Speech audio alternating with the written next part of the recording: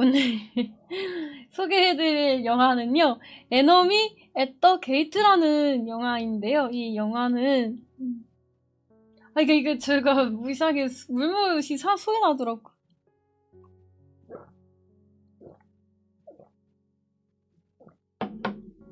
완전 고전 영화죠, 고전. 2001년도 영화이고요. 전쟁 영화인데 미국, 독일, 영국, 아일랜드 영화고 130분이라는 맞아요. 그 장면도 있어요. 러닝 타임을 가지고 있죠.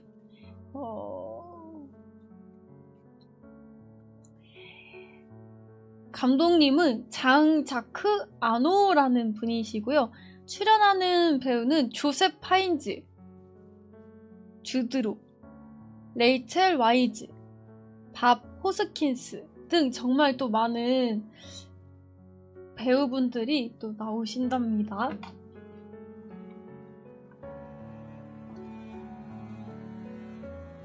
이 장면이 그냥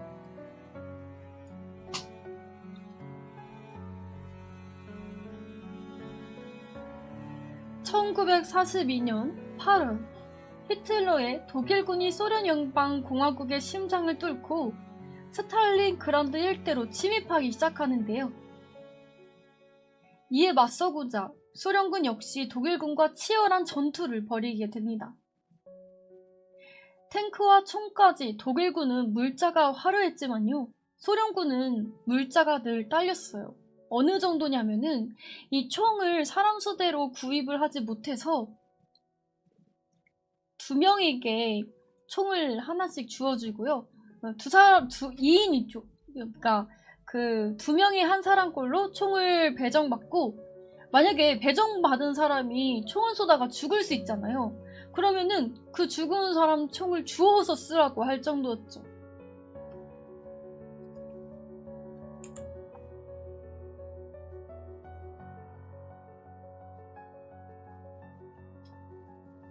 지금 여기 보이는 장면이 이제 다 소련군들의 시체예요. 이때 독일군들이 아무래도 무기나 대포 같은 게 더 좋았기 때문에 소련군들의 군인들이 이렇게 속절없이 쓰러지고 부상당하고 또 죽었죠.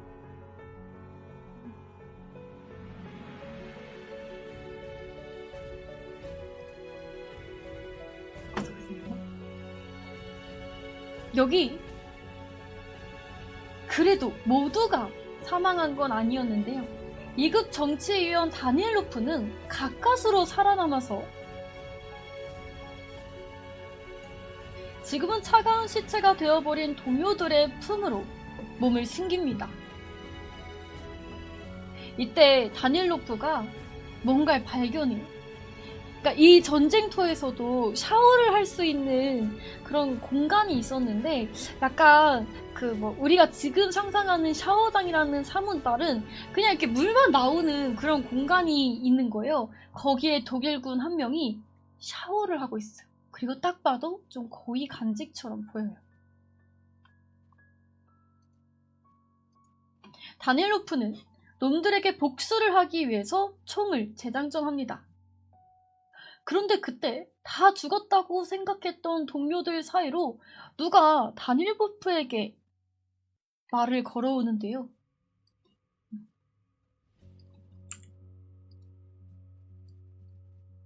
그의 이름은 바실리였어요.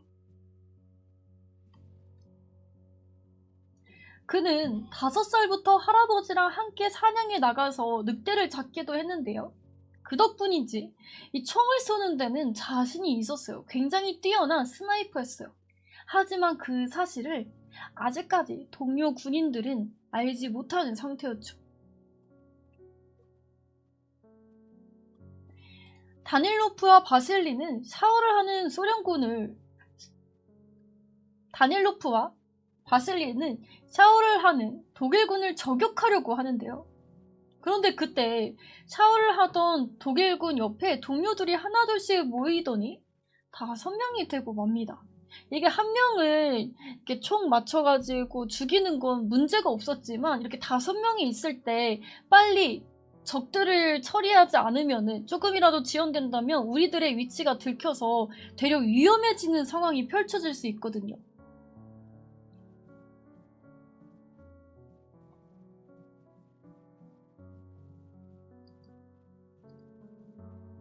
다닐로프는 바실리에게 혹시 너 총 잘 쏘냐? 라고 물어봅니다. 그리고 바실리는 네, 저 좀 쏩니다 라고 대답을 하는데요. 이 다닐로프가 그러면 내가 쏘는 것보다 저 친구를 한번 믿어보는 게 더 나을 수도 있겠다 해서 이 장전된 총을 바실리에게 넘겨주죠.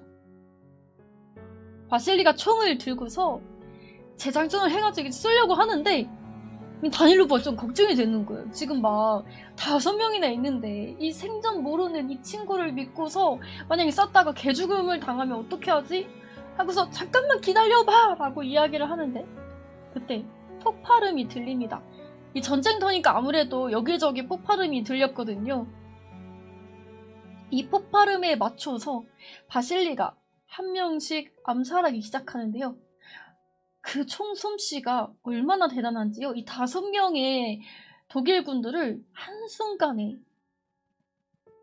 죽음에 몰아넣게 되죠. 전투기 날아가는 소리.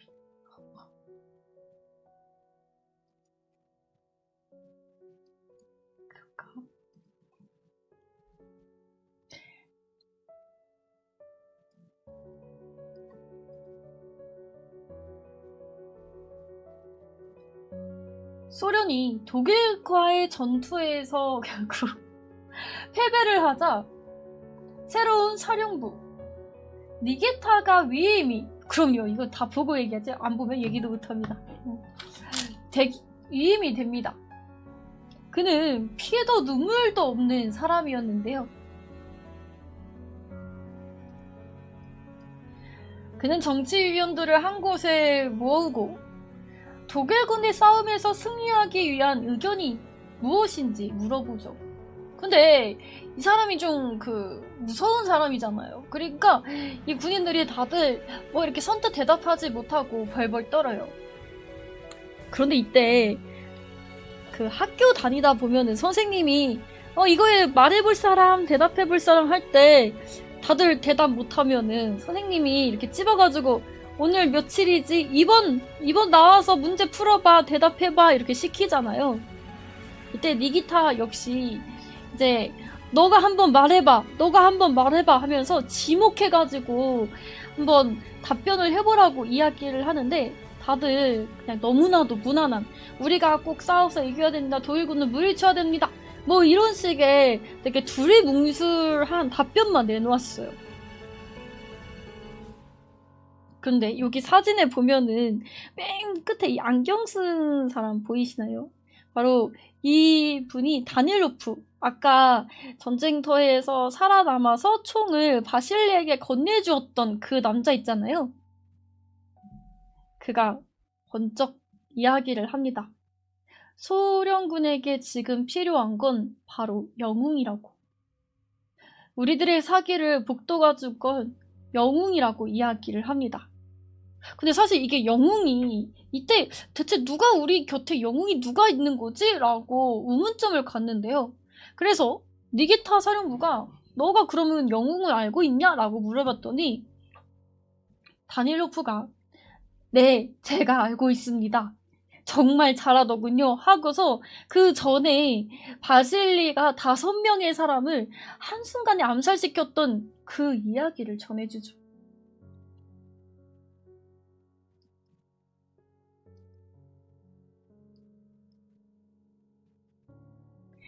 그의 일이 이렇게 신문에 실리게 돼요. 다닐로프가 얘기해준 덕분에 바실리는 제일 잘하는 이 저격 병사단으로 진급이 되게 되고요. 다닐로프 역시 정치위원회에서 한 단계 더 진급이 되게 됩니다. 이 둘은 어떻게 보면은 같은 배를 타게 된 거예요. 그리고 정말로 바실리가 너무나 일을 잘했어요. 그러니까 뭔가 이렇게 임무를 주면은 바실리가 그걸 너무 잘 해내오고 실망시키는 법이 없는 거예요. 소련군에겐 그야말로 영웅으로 지켜받았죠.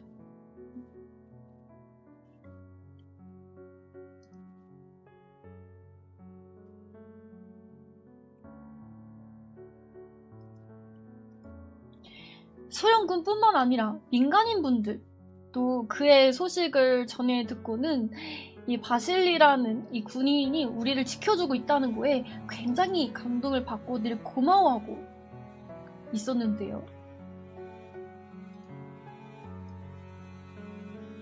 여기 이 아이도 마찬가지였어요. 이 아이는 샤샤라는 친구예요. 이 스탈린 그란드에서 살고 있는 굉장히 어린 아이죠. 이 샤샤가 바실리를 어느 날 보게 됩니다. 근데 바실리가 자기가 맨날 그 신문에서 읽었던 그 영웅인 거예요. 아이에겐 슈퍼맨이나 마찬가지였어요. 아이는 바실리를 만나서 너무 기뻐가지고 자기 집에 잠깐 오라고 하기도 하고 그 샤샤 어머니에게 바실리를 보여주기도 하고 이러면서 그 늘 가지고 다녔던 바실리의 총이 있거든요. 그걸 만져보기도 하고 정말 그 어떻게 보면은 바실리의 팬으로서 이게 또 그를 만나게 된 굉장히 의미 있는 날이었죠.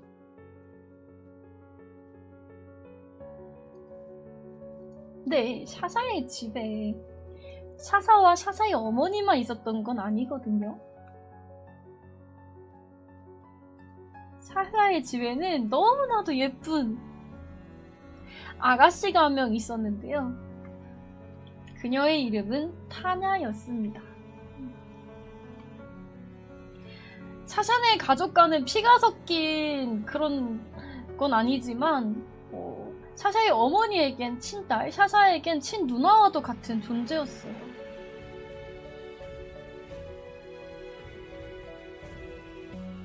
샤샤네 가족과 타냐는요, 가족같이 지내는 사이였는데요. 타냐는 이 독일어도 굉장히 잘했어요. 모스크바 대학을 다니는 학생이었거든요. 그런데 부모님이 독일군에 의해서 사망하게 되고요. 그로 인한 충격과 이 분노, 원망으로 스탈린 그란드로 넘어와서 12구역 시민방위대에 지원해서 지금 소련을 위해서 일하고 있는 중이었죠.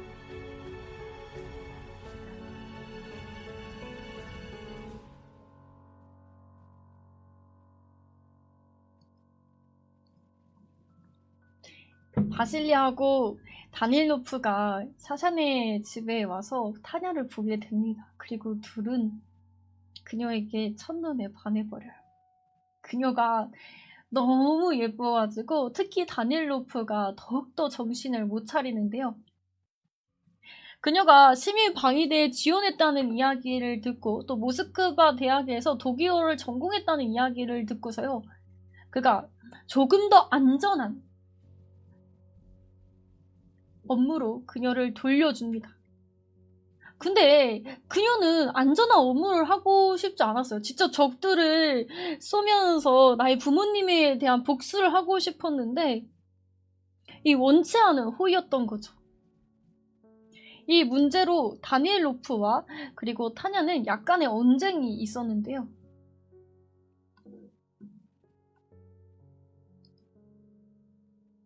한편 바실리는요, 이 샤샤의 집에서 뭘 하냐면, 이 바실리 군인 팬분들이 너무 많았어요. 그가 진짜 영웅이라서 많은 사람들이 그에게 편지를 보내는데요.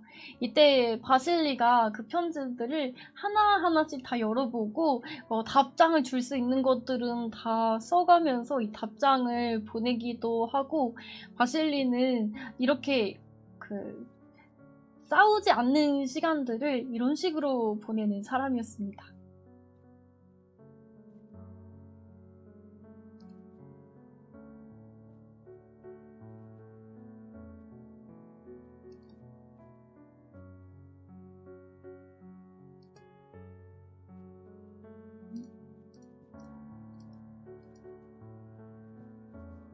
한편 이 독일군의 작전들이 먹히지가 않는 거예요. 이 저격수 바실리가 너무 저격을 잘하다 보니까 이 임무에 투입된 독일군들을 다 쏴가지고 죽여서 이 임무가 진행이 안 되는 거예요.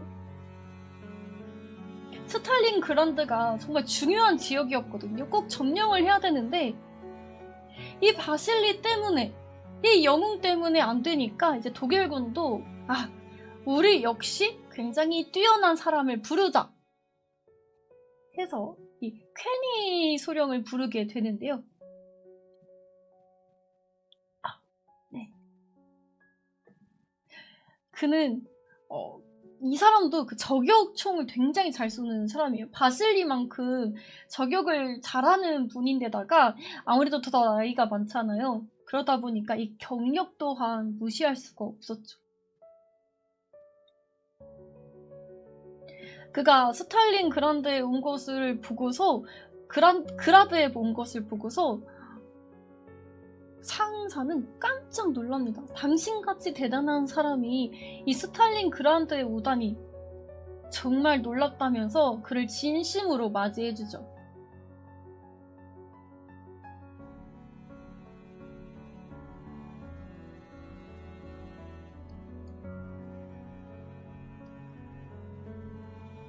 나도 몰라. 자꾸 그라드인데 그란드로 돼.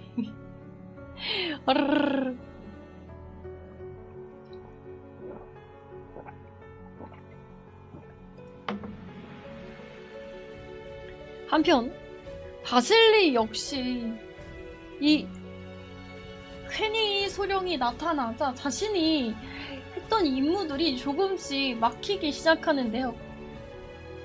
그리고 그 이유가 이번에 독일군의 쾌니 소령이 왔기 때문에 자신의 저격이 그로 인해 막힌다는 사실을 눈치채게 됩니다. 하지만 임무는 잘 긁어오진 않았어요. 저 긁어오진 않습니다. 어디서 긁어왔겠어요, 이걸.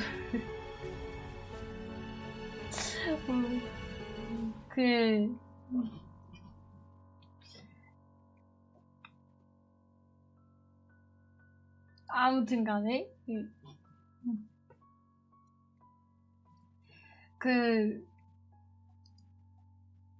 맞아. 저는 이거 긁어와서 이렇게 말 못합니다. 다 봐야 이해가 가요.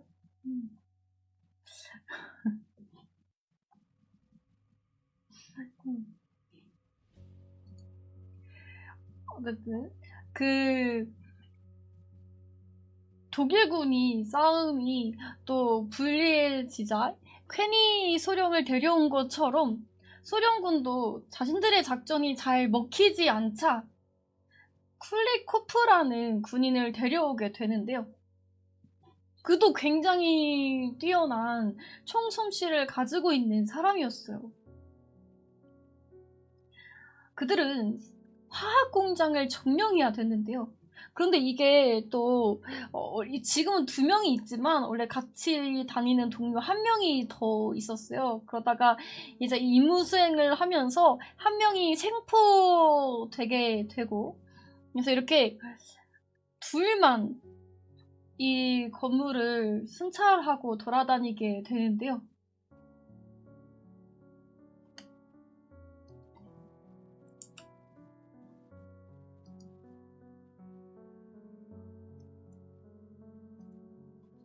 근데 여기서 문제가 하나 생깁니다. 이 생포된 어떻게 보면은 인질범 소련군이 독일군이 그 자를 이용해가지고 우리가 독일군을 조금 유인을 하자고 생각을 해요. 우선은 저격병들이잖아요. 그러다 보니까 어디에 있는지 위치를 찾는 게 가장 중요했거든요. 그래서 쾌니 소령을 그 생포한 소련군 그를 이제 수리공처럼 꾸며가지고 독일군 군복을 입게 한 후에 일부러 기어서 앞으로 나가라고 이야기를 합니다.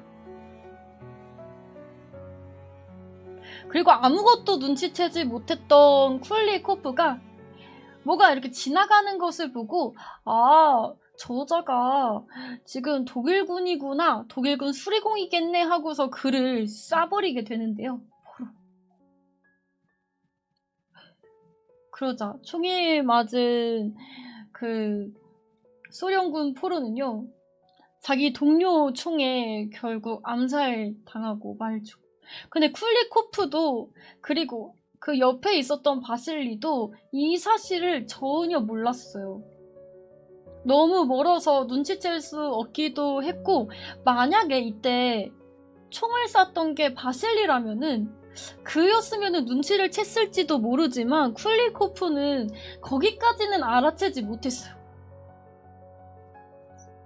이 사건으로 인해서 케니 수령이 이 둘의 위치를 알아내게 됩니다. 그리고 그 둘이 어디 있는지 알았으니 적당한 자리를 찾아서 그들을 저격하기 위해 준비를 하는데요.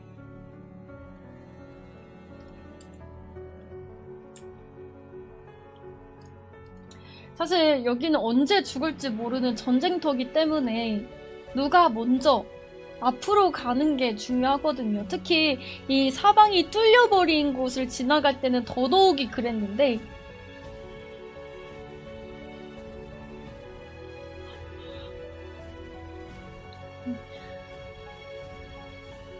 바실리가 영웅이어서 이때 클리코프가 너는 영웅이니까 그래도 몸이 귀하니 내가 앞으로 갈게 라고 이야기를 했어요. 그러나 바실리는 아니야, 괜찮아, 우리 순번대로 하자. 그거는 우리가 순번대로 내가 한 번 너가 한 번 해야 돼 라고 얘기를 해서 그게 약속대로 한 번씩 한 번씩 위험한 구간들을 먼저 걸어가는 게 있었거든요. 근데 이번 차례는 쿨리코프였어요. 쿨리코프가 사방이 다 뚫린 그 건물 사이를 지나가는데요. 하필 그때 퀘니 소령이 저격을 하게 되고요. 쿨리코프가 그렇게 눈앞에서 사망하게 됩니다.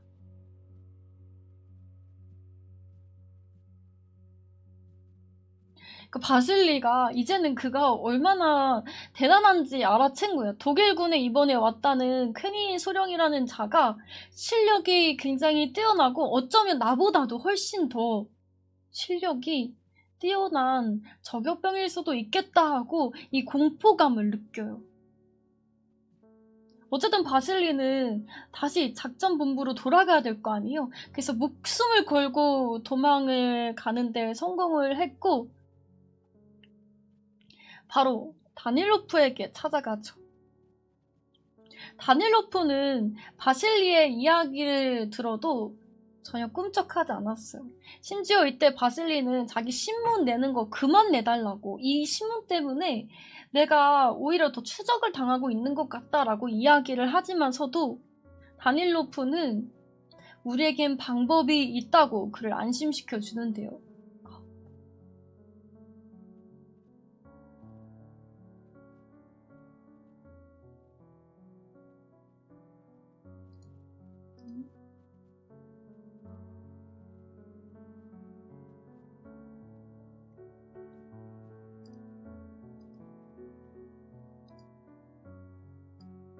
한편 다닐로프는요, 그녀에게 자신의 그 짝사랑에 대한 마음을 과감없이 드러냅니다.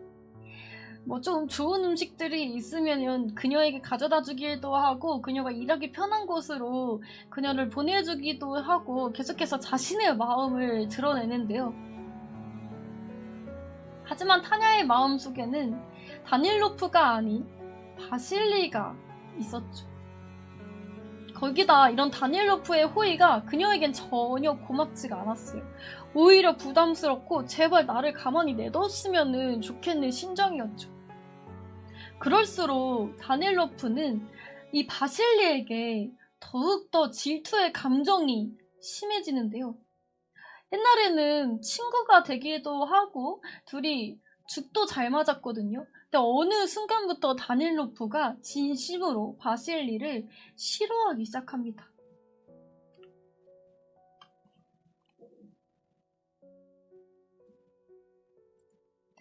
자꾸 그녀가 최전방에 가고 싶다고 이야기를 하니까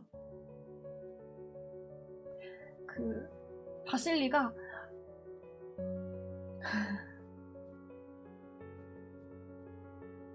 최전방에 가고 싶다고 이야기를 하니까 이제 당연히 다닐로프가 그녀를 말리겠죠. 근데 그녀가 너무 완곡을 하니 어쩔 수 없이 그녀를 말릴 수 있을 것 같은 단 한 사람, 바로 자신의 친구이자 동료인 바실리에게 찾아가서 그녀를 좀 말려달라고 이야기를 합니다.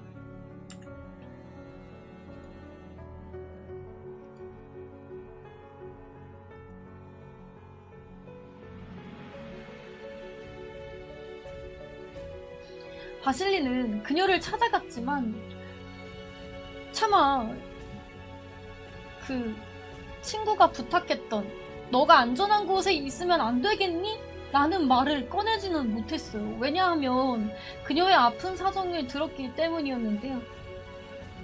이제 그녀의 부모님이 독일군들에 의해서 죽음을 맞이하게 되는데, 죽음도 너무 끔찍한 게 이 독일인들이 사람을 다리를 묶어요. 근데 두 사람의 다리를 하나로 묶고 이 총알을 아낀다고 이제 총을 빵 쏴가지고 한 사람이 다리 밑으로 떨어지게 만드는 거죠. 그럼 그 무게 때문에 그 뒤에 있는 사람도 같이 떨어질 거 아니에요? 그렇게 민간인들을 사살했는데 그중 타냐의 부모님도 거기에 계셨었던 거였죠.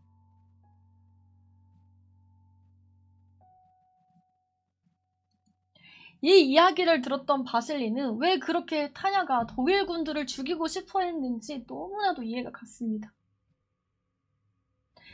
결국 그는 그녀에게 아무 말도 꺼내지 못했어요. 근데 이 대화를 나눴던 곳은 다름 아닌 사샤의 집이었죠.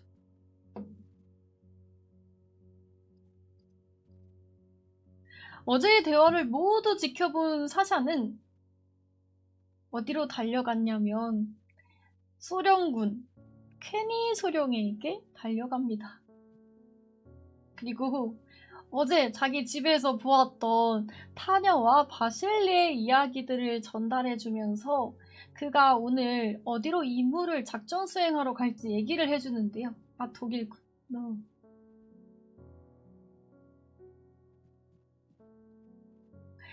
쾌니 소령은 대가로 그에게 초콜릿과 음식, 소정의 돈도 줍니다. 그렇게 둘은 은밀한 거래를 했어요. 그러니까 이 어린아이가 소련의 아이인데 이 소련의 아이가 독일군 군인한테 가서 스파이 짓을 하는 거예요. 그리고 정보를 전달한 값을 이렇게 음식도 받고 돈도 받고 초콜릿도 받으면서 기브 앤 테이크를 하는 거죠. 나중에 그 소령이 물어봐요. 너는 왜 독일군을 도와주니? 아이가 독일군이 세고 당연히 독일군이 이길 것 같아서 나는 이기는 쪽을 도와주고 있다라고 이야기를 하는데요. 이때 어른의 시선에선 이 아이가 초콜릿도 되게 좋아하는 친구였거든요. 그러니까 넌 그리고 초콜릿도 좋아하지? 라고 물어봐요. 그때 아이가 차마 대답을 못합니다. 독일군.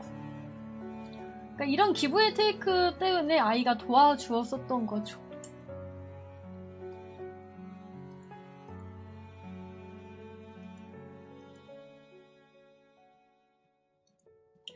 사사가 알려준 위치가 미묘하게 다르기는 했지만 소령에겐 엄청난 정보였고요. 이 정보 덕분에 독일 최고의 저격수 바실리를 궁지에 몰아넣을 수 있었는데요. 바실리가 자신의 생명과도 같은 총을 손에서 놓쳐버리게 됩니다. 그리고 지금 쾌니 소령이 이런 바실리가 조금이라도 실수하면 쏴버리려고 저 멀리서 매의 눈으로 그를 지켜보고 있었는데요.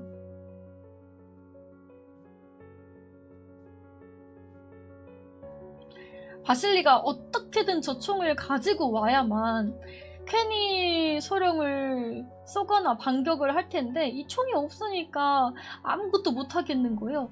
그래서 가지고 있던 칼 한 자루를 던지면서 제발 이게 제발 칼에 걸려라 하면서 이걸 열심히 낚는데 또 이게 잘 안 낚여요. 위치가 이제 들통나가지고 도망치다가 총을 놓치게 됐죠.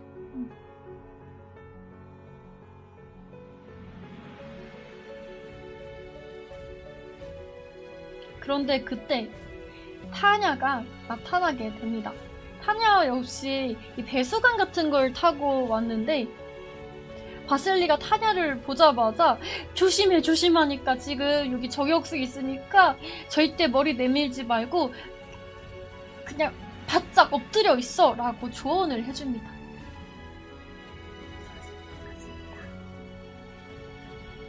근데 보니까 타냐 옆에 유리 조각 같은 게 있는 거예요. 거울처럼 생긴 거. 이때 바실리가 머리가 또 굉장히 좋은 친구예요. 지금 매 눈으로 소령이 바실리를 보고 있잖아요. 그러니까 타냐 위치에서 그 거울을 저격수인 퀘니 소령에게 비추면은 퀘니 소령이 아 뭐야 하고 정신을 잠깐 팔 거 아니에요.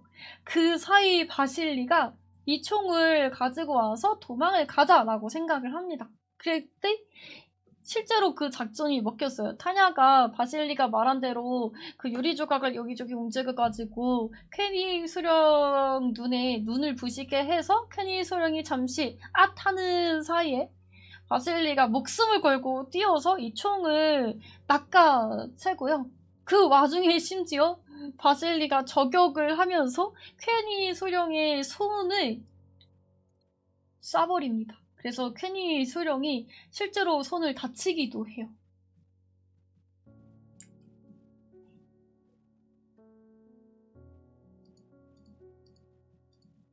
물론 이 싸움에서 승자는 역시 없었습니다. 아 정말요?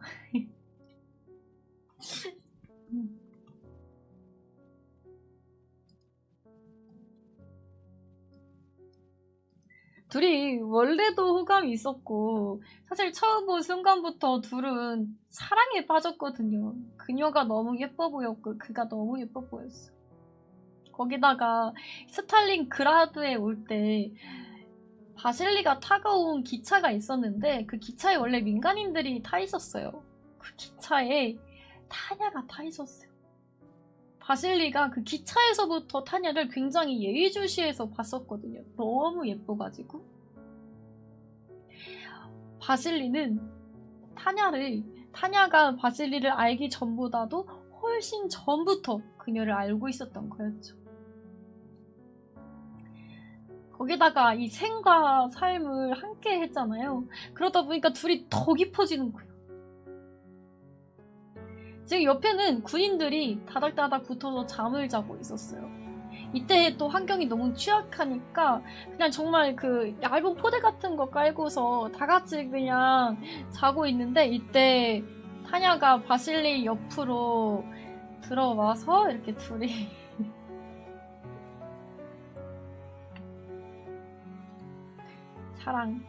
사랑을 나눕니다. 들키지 않게. 참 들키지 않게.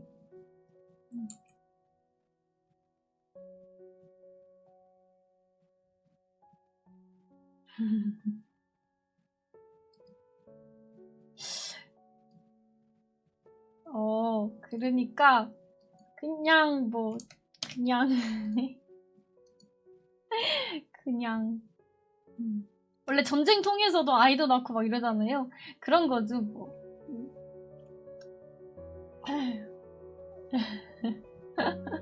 아무튼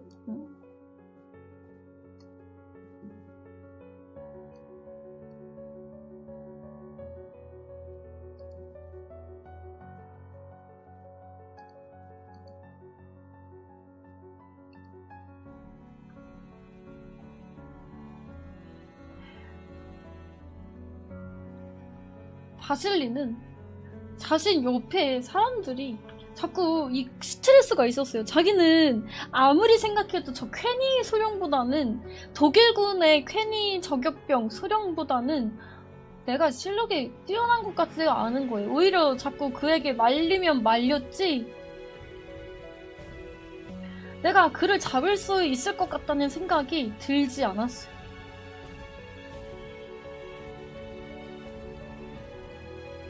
그래서 다시 한번 다닐로프를 찾아가는데요. 다닐로프는 지금 거의 미쳐 있었어요. 내가 좋아하는 타냐가 내 친구인 바실리를 좋아한다니. 이거는 자존심에 금이 가는 거거든요. 거기다가 사실은 바실리보다 다닐로프가 좀 더 직급이 높잖아요. 내 후임이란 말이에요. 후임한테 뺏긴 거예요.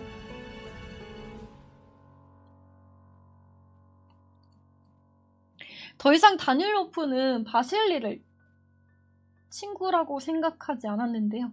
오히려 그를 원수라고 생각하는 쪽에 가까웠습니다. 이게 그냥 그 대사에 나왔는데 21사단 2급 정치위원회에서 일반 참모로 직급했다고. 바실리는 저격 병사단으로 진급했다고 하네요.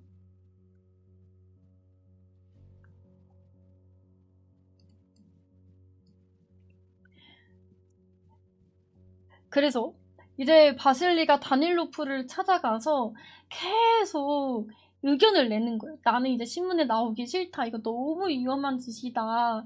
오히려 이렇게 하면은 내가 더 자유롭게 싸울 수 없다. 나도 일반 병사들처럼 평범하게 그렇구나. 평범하게 싸우고 싶다. 라고 이제 이야기를 하는데 이때 이것들을 들었던 다닐로프가 누군가를 데려와요. 그것은 바로 샤샤였습니다. 아까 그 어린 아이 있잖아요. 이 친구. 이 친구를 데리고 와요. 사실 이 스파이 짓을 시킨 것은 다름 아닌 다닐로프였는데요. 다닐로프가 바실리를 영웅으로 만들자고 제의를 했고 그 덕분에 진급을 했잖아요. 그러다 보니까 이제 장교가 되기도 하고 그러니까 니기타가 바실리가 제대로 못하면은 다닐로프를 쪼여오는 거예요. 다닐로프가 이건 안 되겠다 싶어서 어느 날 이 샤샤라는 친구가 직접 제 발로 다닐로프에게 찾아와서 이야기를 합니다. 나 바실리 팬인데 내가 바실리를 위해서 뭔가 할 수 있는 일이 있다면은 저한테 맡겨만 주세요. 제가 한번 해볼게요. 라고 이야기를 해요. 퀘니 소령이 독일 군이지만 이렇게 어린 아이에게는 아무래도 경계심이 좀 없을 거라고 생각을 했고 자연스럽게 그에게 접근을 해서 약간의 잘못된 정보들을 조금 흘리면서 소령군 역시 그가 어디에서 저격을 하고 있는지 알아내고 있었던 참이었었는데요. 가을이님 어서오세요. 마비안 스님도 어서오세요. 근데 이거를 바실리가 이날 처음 한 거예요. 바실리는 진심으로 다비노프에게 처음으로 화를 냅니다. 어떻게 이런 싸움에 어린아이를 희생양 삼을 수 있냐고. 그를 이용한 권리는 전혀 없다고 이야기를 하지만 다닐로프는 이 모든 것은 다 너 때문이라고 이야기를 해요. 너가 영웅이고 너를 좋아하는 마음에 그 아이가 찾아온 거라서 너가 잘해야 된다고 이야기를 하는 거예요. 그러니까 바실리 입장에서는 진짜 다 할 수밖에 없는 거예요. 이 아이를 위해서라도 내가 빨리 퀘니 소령의 위치를 찾아내가지고 저격하지 않으면은 시간만 더 끌면 이 아이조차 위험할 수 있을 거라고 생각을 합니다.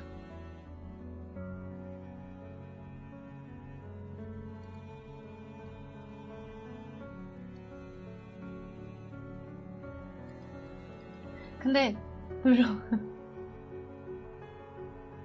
이제 또 샤샤가 어느 날과 같이 이 다닐로프에게 들었던 그런 정보들을 당연히 퀘니 소령에게 전달하는 임무를 받았고 어느 날과 마찬가지로 그것들을 전달을 해주었는데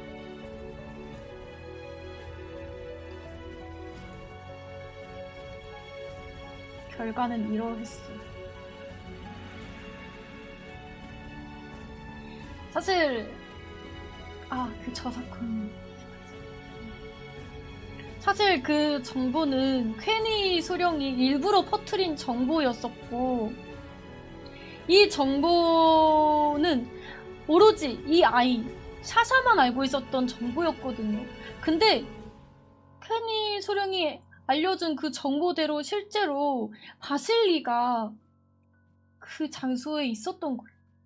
그리고 그 장소에 그뿐만 아니라 샤샤도 나타납니다. 그리고 그거를 또 내마침 퀘니 소령이 발견하게 되죠. 이때 퀘니 소령이 전날 밤에 이 정보들을 들어주면서 아이에게 하나 신신당부했었던 게 있어요. 바로 절대로 너 내일은 집 밖에는 나가지 마. 약속이야? 라고 얘기했는데 아이가 네 알겠어요 라고 대답을 하고 집 밖으로 나갔던 거였죠. 여러 가지 일을 하기 위해서. 그리고 아이가 결국 소령에게 발칵돼서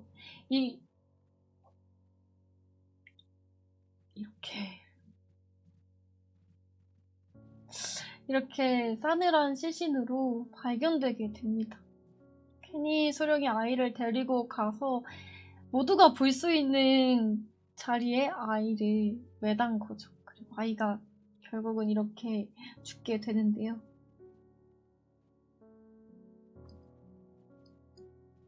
이걸 보고 타냐는 까무러쳐요. 내 동생같이 정말 동생 같은 아이인데 또 심지어 사샤의 어머니가 타냐에게 너무 잘해주었거든요. 이것들을 사샤의 어머니에게 어떻게 전달을 하며 저 어린 아이가 저렇게 희생이 되었다는 거에 타냐는 실수할 수 없는 분노를 느끼게 됩니다.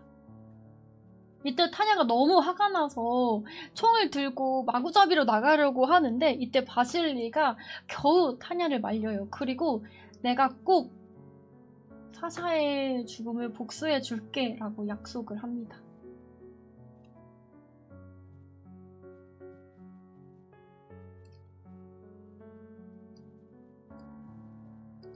한편 타냐가 이 영화에서 딱 한 번 다닐로프에게 부탁을 하는 장면이 있거든요. 사샤가 죽었잖아요. 그러니까 사샤의 어머니한테 아들이 죽었다는 이야기를 차마 할 수가 없는 거예요. 이 스탈린그라드 사람들이 모두 이민을 가야 되는 상황이었어요. 다른 곳으로 떠나야 되는 상황이었는데 피난길에 오른 거죠. 이때 스탈린그라드에 있는 대부분의 사람들이 이제 가방 짐을 싸가지고 막 가는데 사샤의 어머니는 가지 않겠다고 이야기를 하는 거예요.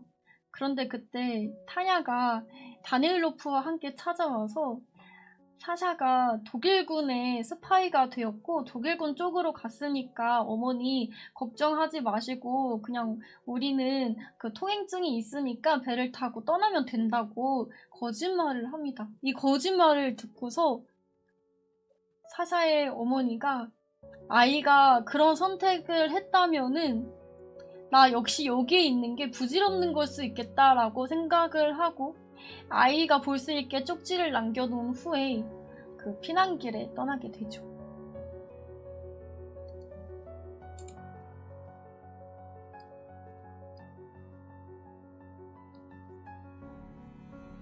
근데 이 피난길도 쉬운 길은 아니었어요. 왜냐하면은 막 계속 폭격들이 있었고 그리고 중간중간 지뢰 같은 것도 설치되어 있었고 어디서 어떻게 공격이 날라올지 몰라가지고 이동 중에도 계속 사람들이 쓰러졌는데요.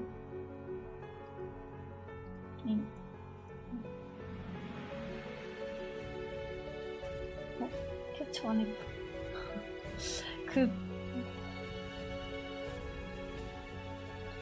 길을 가던 타냐가 그만 폭격을 맞게 되고요. 땅에서 뭐가 팍 터져버려서 타냐가 결국 기절을 하게 되는데요. 너무 크게 다쳐가지고 이걸 치료를 할 수가 없는 거예요. 그래서 의사 선생님한테 거기도 이제 좀 나온 선생님들이 있으니까 막 환자들을 고치는 의사 선생님한테 가가지고 어떻게 할 수 없겠냐고 물어보는데 의사 선생님이 가망이 없다고 이야기를 해요. 다닐로프가 이 장면들을 모두 다 보고서 이 죄책감에 시달립니다. 아, 내가 내 스스로 무덤을 팠구나. 내 사랑하는 여자를 내가 죽였구나 라고 생각을 하는데요. 이때 다니엘로프가 너무 큰 후회를 하게 된 거죠. 내가 내 손으로 내 욕심 때문에 내 지옥 무덤을 팠다라고 생각을 하고 다시 바실리를 찾아갑니다. 그리고 바실리는 지금 무엇을 하고 있었냐면은 거의 그 둘 다 숨도 제대로 쉬지 않고서 저격을 하기 위해서 퀘니 소령과 바실리가 약간 거리를 좀 띄워놓고 누가 먼저 더 실수를 할지 지켜보고 있었는데요. 대충 대략적인 위치만 알지 자세한 위치는 몰랐기 때문에 둘이 조금이라도 움직이고 자리를 이동하는 사람이 불리한 싸움이었죠. 그런데 그때 그 장소에 다닐로프가 찾아옵니다. 다닐로프가 지금 굉장히 바로 앞에서 사랑하는 여자 타냐를 떠나보냈잖아요. 이 이야기를 들려주어요. 그리고 내가 널 위해서 내 죄를 치르기 위해서 마지막으로 내가 하나 하고 갈게 라고 이야기를 하고 일부러 퀘니 소령에게 자신의 위치를 알려주는데요. 그 위치에는 바실리가 함께 있었고 퀘니 소령은 다닐로프를 한 번에 총으로 저격을 하게 됩니다. 그러니까 이제 퀘니 소령은 그 짧은 시간에 사람이 죽었으니까 그게 다닐로프인지 아니면은 바실리인지 알 수가 없는 거예요. 그거 확인을 하지 않으면. 잠깐 대기를 하고 있었던 퀘니 소령은 정말 그가 실제로 소령군의 영웅 바실리인지 알기 위해서 자리를 이동을 하는데요. 그리고 바로 그때 퀘니 소령이 자신의 실수임을 짐작하게 됩니다. 바실리는 퀘니 소령이 자신을 확인하기 위해서 자리에서 이탈해서 나온 것으로 예상을 하고 있었고 미리 자리를 이동해서 그를 쏠 수 있는 최적의 자리에서 그를 기다리고 있었죠. 결국 퀘니 소령은 이 바실리 저격 병사에게 총을 맞아 죽게 되는데요. 이때 퀘니 소령이 총을 맞기 전에 짐작을 해요. 그가 또 이렇게 걸어가다가 정말 최고의 또 저격수 중에 한 명이잖아요. 그러다 보니까 이 직감 같은 게 있나 봐요. 순간 아, 내가 실수했다 라고 생각을 하고 천천히 왼쪽을 돌아보는데 그때 이 모자, 쓰고 있던 모자를 싹 벗으면서 그렇게 조용한 죽음을 맞이하게 되죠. 결국 퀘니 소령 역시 죽음을 맞이하게 됩니다.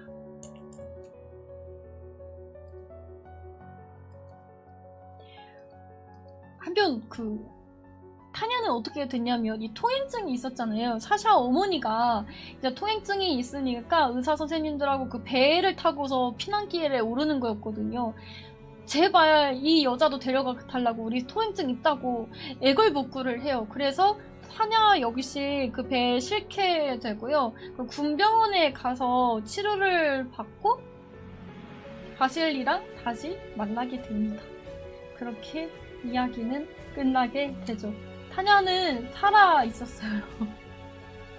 근데 다닐로프가 이제 그녀가 죽었다고 생각을 하고 그냥 너무 이제 그 회의감에 빠져가지고 또 이렇게 사람이 원래 모질지가 않나 봐요. 그러니까 이제 그들을 위해서 나의 죄값을 치르기 위해서 내가 한 번은 하고 가야겠다라고 생각했던 것 같아요. 실화기만이라고 하더라고요. 망나니님 어서오세요. 오, 실화기만이고 물론 이게 다 처음부터 끝까지 다 이야기 흐름대로 똑같은 건 아닌데 실제로 있었던 인물이라고 하더라고요. 바실리 이 역할이 실제로 소련군에서 이렇게 총을 잘 쏘는 저격병이 있었대요.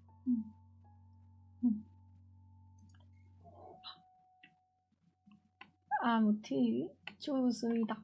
그런 이야기였다. 물 한 잔만 또